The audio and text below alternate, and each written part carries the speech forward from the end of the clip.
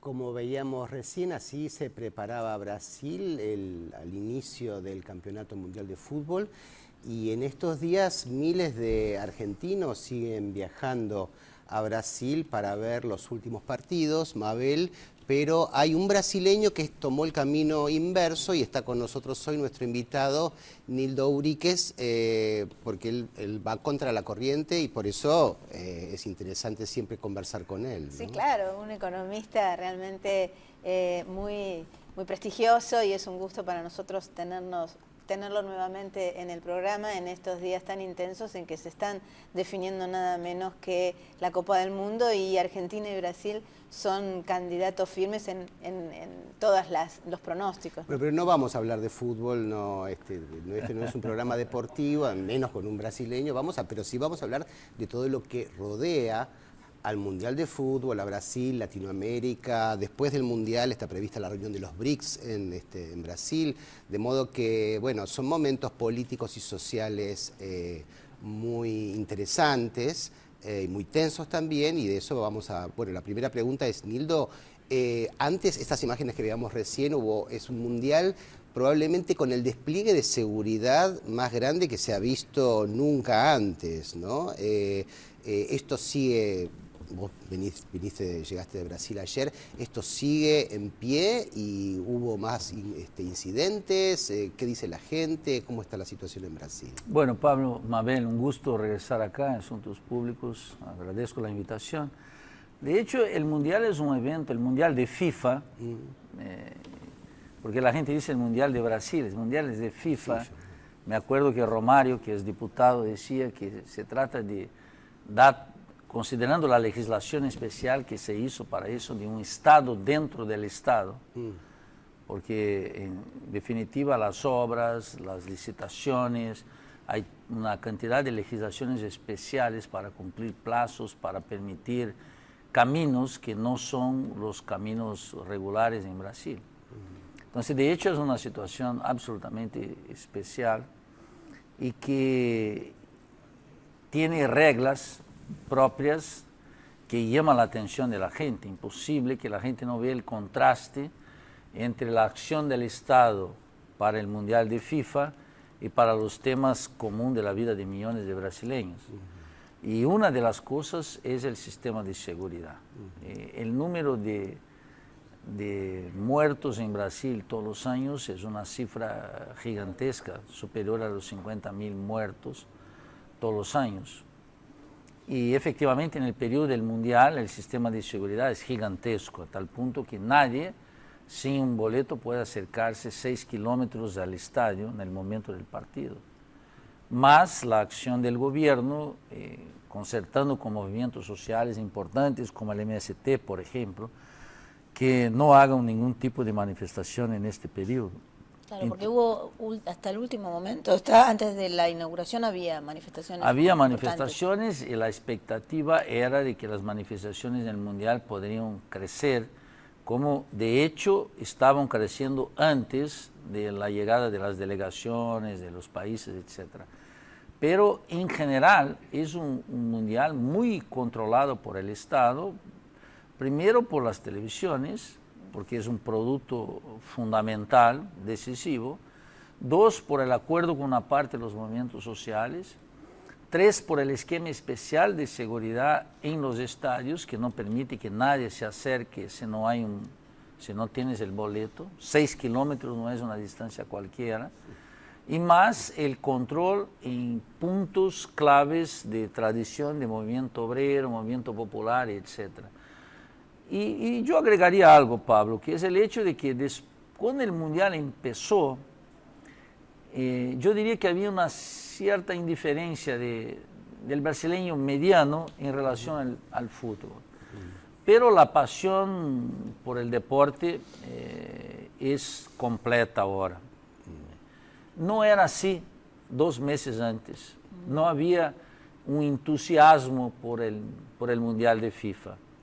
Pero cuando el partido empieza, claro, es un deporte, es un fenómeno sociológico muy profundo en Brasil, en Argentina. En todos lados, sí. No lo es así en Bélgica. Es decir, claro, si Bélgica pierde, de Argentina no pasa gran cosa en Bélgica. De ahí, pero si Argentina pierde para Bélgica, es casi como un desastre acá. Claro. ¿No? Entonces es igual que Brasil y Colombia, la importancia del fútbol para colombianos y brasileños es muy grande. Y fútbol y política, ¿no? Claro. Porque la pregunta es, bueno, pueden pasar dos cosas. Brasil gana la Copa o no pierde. la gana o pierde. ¿Qué pasa en ambos casos? ¿Qué pasa si gana y qué pasa si pierde políticamente? Yo creo que se gana, no cambia mucho en relación al apoyo al gobierno. No creo que... Bueno, Brasil ya ha ganado muchas copas igual. Sí, pero en particular había esa teoría o esa sugerencia de que se gana, todo está bien. No creo, porque la crítica antes del Mundial en Brasil fue muy fuerte por el hecho de que no hay plata para hospitales, no hay plata para escuelas, no hay plata para cultura, para seguridad, para control de fronteras, y hay plata para estadios muy rápido, con licitaciones, con todo en el plazo. Eso puso la gente de manera muy clara diciendo, bueno, cuando algo es prioridad, la cosa funciona. Cuando no lo es, no funciona. Claro. Entonces eso quedó muy, muy profundo, claro, Mabel, claro, muy profundo. Entonces yo decía, si ganamos, no creo que cambie mucho. Sin embargo, si Brasil pierde, y hay siempre una posibilidad, y con la calidad de la selección yo creo que es una posibilidad fuerte, aunque tenga chance de vencer también, yo creo que el enojo de la gente tiende a crecer. Yo creo que sí. La frustración, ¿no? Y la frustración, la idea que el fútbol tiene como pasión popular una capacidad de enajenación en alguna medida grande. Una victoria devuelve un cierto optimismo a la gente, una idea difusa de que sí se puede hacer las cosas y que aún en condiciones adversas se puede cambiar, pero se puede cambiar en la cancha. Pero por un tiempo, además, por un tiempo breve. Sí, hay algunos economistas que tienen está medido que los países que ganan la Copa del Mundo tienen un aumento del PBI pequeño y durante un lapso relativamente corto. Muy corto. Que produce como una sensación de euforia económica también, pero luego vuelve todo al grado normal de oscilación, ¿no? A propósito, Pablo, los resultados concretos, los estudios, los economistas, incluso el gobierno, etcétera, toda la expectativa que había de los economistas, siempre muy optimistas, es un rasgo de la profesión, es un absurdo, pero así es, de que tendría un gran impacto económico, se frustran por completo. Además, se repite en Brasil lo que pasó en Sudáfrica. El resultado económico del Mundial para el país es muy pequeño, incluso pequeño para el sector de turismo, a tal punto que los economistas dicen ahora que es posible que el país sea más conocido en el corto y mediano, en el mediano y en el largo plazo, el turismo se incremente. Pero ahora en el Mundial está muy abajo de las expectativas de los especialistas en el sector. Claro, porque además los precios subieron escandalosamente y quien salvo un fanático completo y que pudo acceder, el presupuesto es enorme, es decir, no es un evento que se suma a una posibilidad de ir a un lugar que quiero conocer, es prohibitivo, claro, completamente. Y además hay una gran presencia de los latinoamericanos, ¿no? Chilenos, colombianos, por supuesto, argentinos, uruguayos, claro. La gente de Estados Unidos y de Europa, en especial, bueno, y África menos, y los asiáticos menos, quizás Japón, pero no es precisamente una gente, en general un gringo, un estadounidense, un europeo visita Europa y Estados Unidos. Las cifras son muy claras respecto de eso. De tal manera que va a haber una tasa de crecimiento muy pequeña en el aspecto del turismo y creó en Brasil una dinámica muy grande sobre prioridades. ¿Qué debe ser prioridad del Estado? Eso cuajó, es una derrota de Brasil, una victoria, no cambia en lo esencial. Y los comicios se acercan, ¿no? Octubre tenemos comicios presidenciales, no hay una gran discusión sobre eso, pero la situación económica es de hecho muy difícil del país. Muy claro, difícil. porque la sorpresa de Brasil es su débil crecimiento, o sea, realmente no ha podido mantener el ímpetu que había tenido, bueno, durante buena parte del gobierno de Lula, ¿no? Esto es, desapareció por completo. Desapareció por completo.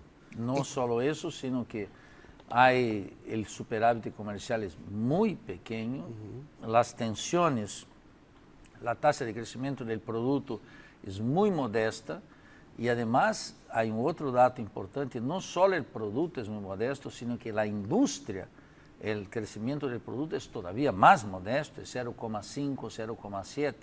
Así que hay una regresión industrial gigantesca. ¿Crece en dónde? En lo que las estadísticas dicen el servicio y agricultura, pero ningún país puede pretender algo distinto en el escenario mundial y para su propio futuro, basando el crecimiento en exportaciones de productos agrícolas y minerales, y por otro lado creciendo en servicios que son bancos, corretoras, etc.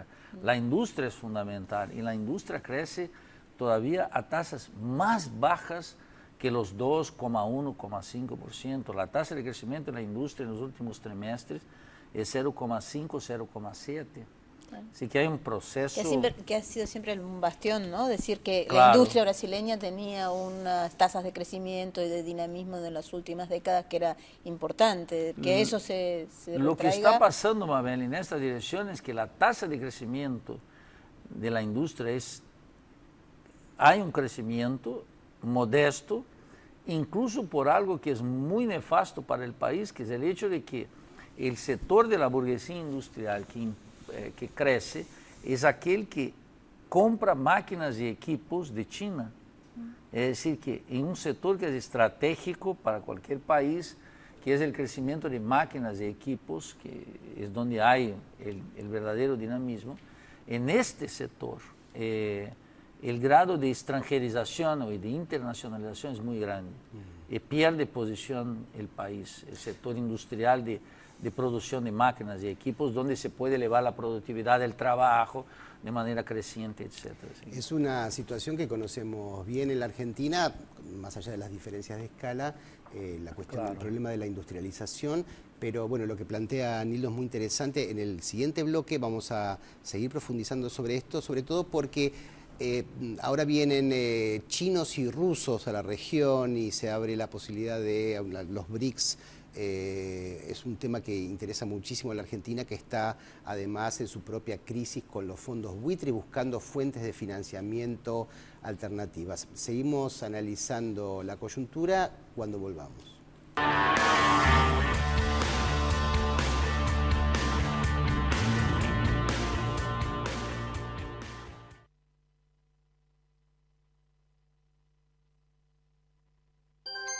Hoy somos más que una compañía de gas. Somos parte de un grupo energético mundial. Y así, seguimos creciendo, comprometidos con la comunidad y protegiendo el medio ambiente. Hoy más que nunca, nos renovamos. Gas Natural Fenosa, con toda la energía del mundo.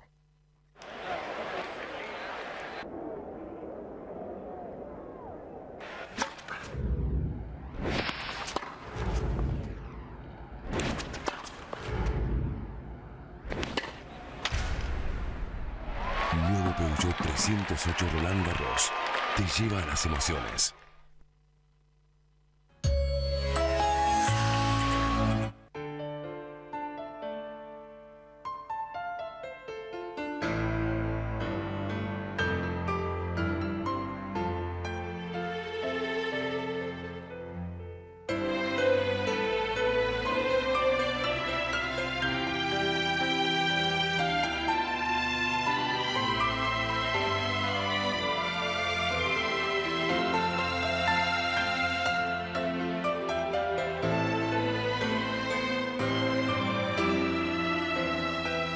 No esperemos 4 años para disfrutar el fútbol todos juntos.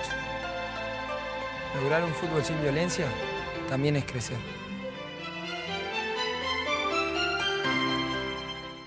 Aceitera General Dehesa, una empresa argentina que exporta al mundo la riqueza del campo, abriendo nuevos mercados internacionales para el país y la provincia. Silfa, laboratorios farmacéuticos, auténticamente argentinos. Ciruelo, el señor de los dragones, presenta Arte Dragón 2014. Del 17 de julio al 28 de septiembre, Ciudad Cultural Conex. Auspicia Vorterix. Los accidentes de trabajo disminuyeron con el esfuerzo de todos. El trabajador, respetando las normas de seguridad y utilizando los elementos de protección. El empleador, implementando políticas de seguridad e higiene. Las ART asesorando. Y el Estado, regulando y fiscalizando. Si cada cual cumple su rol, ayuda a prevenir accidentes. Y con menos accidentes, ganamos todos. Unión de Aseguradoras de Riesgos del Trabajo.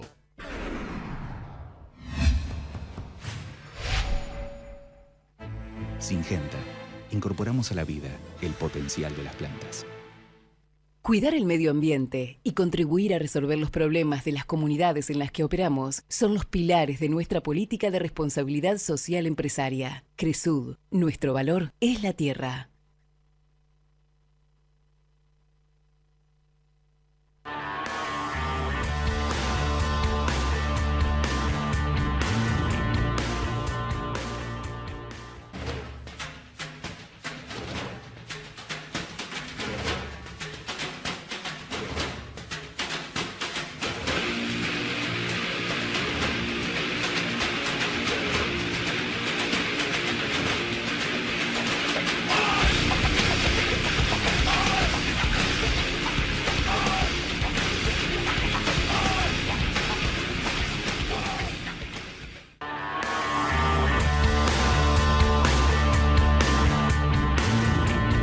Seguimos en Asuntos Públicos, hoy haciendo foco en Brasil, no solo por el Mundial de la FIFA, pero también por la situación económica y política. En octubre elecciones, Dilma Rousseff se va a la reelección, hay alguna oposición que todavía no crece y la economía, Mabel, está débil, y la pregunta que queda para Nildo es, bueno, ¿a qué se debe la debilidad de la economía brasileña, que también tiene tasas de interés bastante altas, aunque la inflación es baja? En fin, es una situación bastante delicada. Yo diría que es una combinación de tres factores importantes. Uno, que hay una república rentista, es decir, una tasa de interés muy elevada para el histórico brasileño, que vuelve la tasa de investimiento muy baja. Y los nuevos keynesianos, que supuestamente rompieron con los neoliberales, no logran hacer bajar la tasa de interés, que es lo fundamental. Volver el costo del dinero más barato para la inversión de los capitalistas y mejor para la acción del Estado. Entonces la tasa de inversión en Brasil sigue siendo de 18% del PIB, desde 7, desde 6 incluso, muy baja. Por eso el dinamismo económico es también muy limitado. Mientras eso no se haga, no se puede cambiar algo fundamental. El año pasado la presidenta Dilma destinó 44% de todos los impuestos para el pago de interés de la deuda interna y de la deuda externa.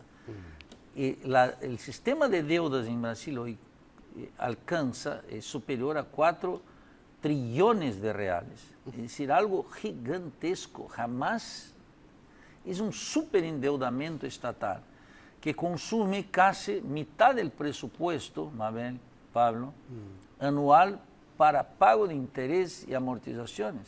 Y la deuda sigue creciendo. Deuda interna, ¿no? La deuda interna, y también sigue creciendo ahora con mucha fuerza la contratación de deuda privada externa. Muy alta. Ese es un aspecto. Dos, aunque tengamos una tasa de desempleo la más baja de la historia del capitalismo, que está 5,7, y una tasa de inflación que está controlada bajo de los 6% al año, el hecho es de que los salarios son muy bajos y no logran conformar un mercado interno, de tal manera un mercado interno que pudiera ser sostenido con fuerza, con crecimiento de la productividad, incorporación de parte de la productividad en los salarios, una reforma agraria que se canceló por completo y la producción de máquinas y equipos en el país. Si no tienes estas tres cosas, no tienes un mercado interno fuerte. Razón por la cual el dinamismo llamado de la economía se vuelve para una economía de exportación. Y eso se hace con base en la exportación de productos agrícolas y minerales. Ese es un segundo aspecto. Entonces, que los salarios, y el año pasado, 2013, el número de huelgas en el sector privado y en el sector público solo se equivale al peor año de los salarios de Fernando Henrique Cardoso. Es decir, que Dilma, el gobierno de la presidenta Dilma y el gobierno del presidente Fernando Henrique Cardoso se equiparon en el número de huelgas de los trabajadores, y se da la coincidencia en que el nivel de desempleo es muy bajo, claro, la presión por salario es muy alta, pero la resistencia al aumento de los salarios es gigantesca, claro, y no logra consolidar un mercado interno. Y por último, como la acción del Estado es muy limitada, las políticas públicas son muy bajas. Por eso el reclamo por más salud, por más educación, por eso el reclamo fundamental por transporte colectivo. Ustedes se acuerdan el gran conflicto de junio del año pasado, que volvió a ocurrir ahora en mayo y junio, de manera esparsa en el país, pero muy fuerte, para que esas prioridades públicas aparezcan. Pero... Claro, porque aparentemente como, bueno, no hay plena ocupación casi, una tasa de desocupación muy escasa, con salarios bajos, conflictividad, y no hay salario indirecto, porque en definitiva los reclamos son también al interior y de las empresas con huelgas, y también por fuera, que es todo el reclamo de salario indirecto. El salario indirecto, el transporte es central, ¿no? Claro. Que tampoco lo hace cargo. Mabel, un tema interesante también, como reflejo de esta situación, el comercio bilateral entre Argentina y Brasil también está cayendo, y no solamente por el menor intercambio de automóviles, que es uno de los rubros más importantes, sino por una otra cantidad de rubros industriales, y por eso es tan importante para nosotros seguir la economía de Brasil, porque cada punto adicional que crece la economía de Brasil son miles de puestos de trabajo que se crean en la Argentina, porque aumenta el intercambio, aumentan las inversiones. Cuando bajan hacia la inversa. Y cuando bajas a la inversa ya lo estamos viendo, ¿no? Con suspensiones en los autopartistas, etcétera, ¿no? Yo creo, Pablo, que para la relación bilateral y para el futuro inmediato de Argentina y Brasil, todo va en el sentido de una merma. Muy claramente, claro, muy claramente. Yo diría irreversible en el corto plazo. Es decir, que 2014 y parte de 2015 serán meses muy difíciles para la economía brasileña en general, y por lo tanto para la relación bilateral. Hay algo que, eso parece chocar con la idea de que Brasil se volvió un país de clase media, que todos los días se discute eso, pero hay que tomar en consideración lo que se considera en Brasil un tipo de clase media. Entonces, la Secretaría de Asuntos Especiales, Asuntos Estratégicos de la Presidencia de la República, divulgó el viernes pasado aquello que se considera clase media en Brasil. Y están considerados de clase media en Brasil todos los trabajadores que ganan un ingreso per cápita de entre 341 reales y 1.019. Eso en dólares equivale a algo alrededor de $400 en el techo. El máximo, claro. En el máximo. 150, 400 más o menos. Y eso significa en Brasil lo que está siendo considerado por los datos oficiales como la clase media alta, un tipo que gane $400. De tal manera que Brasil se volvió, por un efecto de manipulación de estadísticas por el gobierno, por la Secretaría de Asuntos Estratégicos de la Presidencia de la República, no es un instituto independiente, no es un centro universitario cualquiera, es el órgano que piensa estratégicamente el país, transformó con el manejo de la metodología en un país clase mediero así muy rápido. Bueno, no nos sorprende, hay muchas similitudes entre los dos países, tenemos muchas en muchos aspectos, y el fútbol es uno de ellos, las pasiones compartidas. Pero bueno, como este no es un programa deportivo, vamos a obviar el tema. No nos vamos a pelear conmigo. Si no me voy. Pero ahora entendemos un poco mejor lo que está ocurriendo en Brasil, y tenemos que seguirlo muy atentamente porque, bueno, es una nación hermana, y además es muy importante para nuestra propia sociedad. Muchas gracias, Nildo, por estar con nosotros otra vez esta noche, y a ustedes por acompañarnos. Esto fue Asuntos Públicos.